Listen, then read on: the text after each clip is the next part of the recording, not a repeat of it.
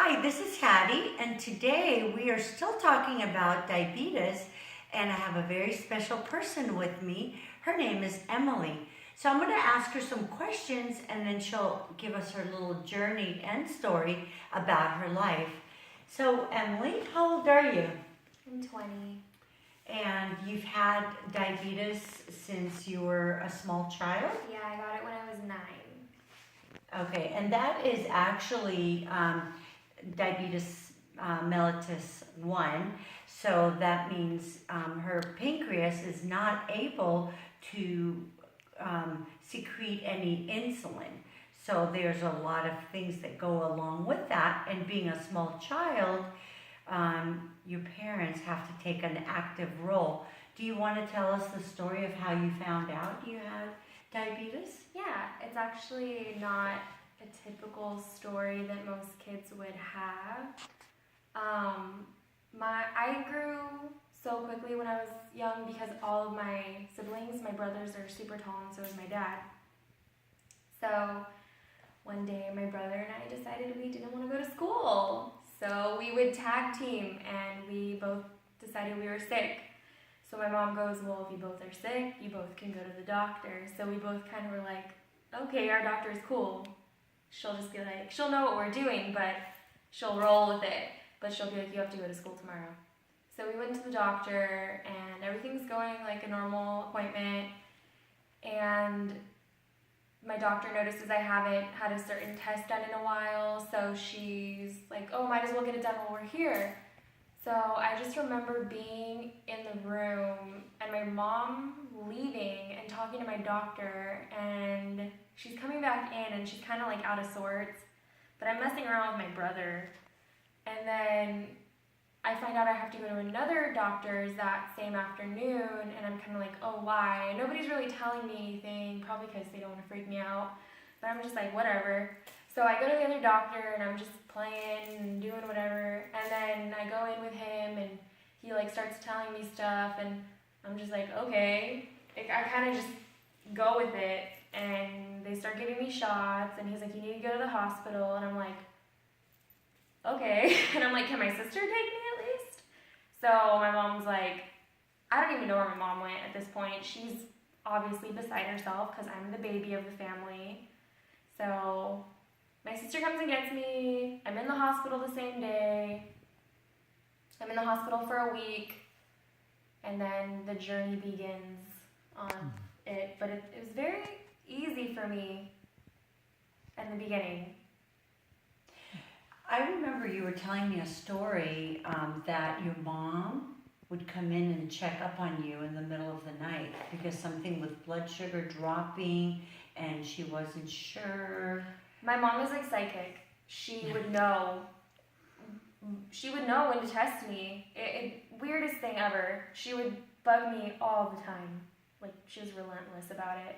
And she would come in the middle of the night, random times, and she'd be like, you need a test. And I'd be like, why? And she'd be like, test. And I'd be low. And sometimes for kids it's hard to tell in the night when you're low. You're not familiar with the new ways that your body's feeling, so you don't wake up But like slowly as you get older, you start to dream about it, or at least I do. I'll like dream that I'm low, and I'll wake up and I'm low. Mm-hmm. It's weird. So how do you manage your diabetes today? I mean, do you have a pump? How do you? I have an insulin pump. I went on the insulin pump very quickly when I was 9. You're usually supposed to wait a year just to get adapted. I went on to it within like 4 months. I switched doctors within the first 2 months I was diagnosed. I went to Children's Hospital instead of the doctor I was seeing previously. I have it on me, obviously. Mm-hmm. Okay, that's what her pump looks like. That's my little friend. Oops.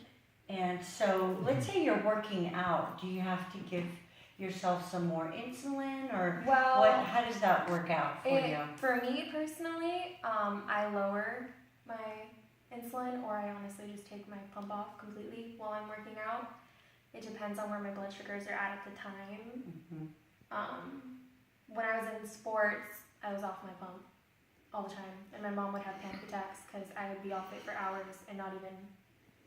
I would just be like, oh, go and play a game, and she'd be like, put it on, test, and I'd be like, So as a diabetic, when you're exercising, do you find that your sugar's dropping lower when you exercise, or is it better managed? It starts normal, and if I'm having high adrenaline, I'll spike, and then I'll slowly come off of it.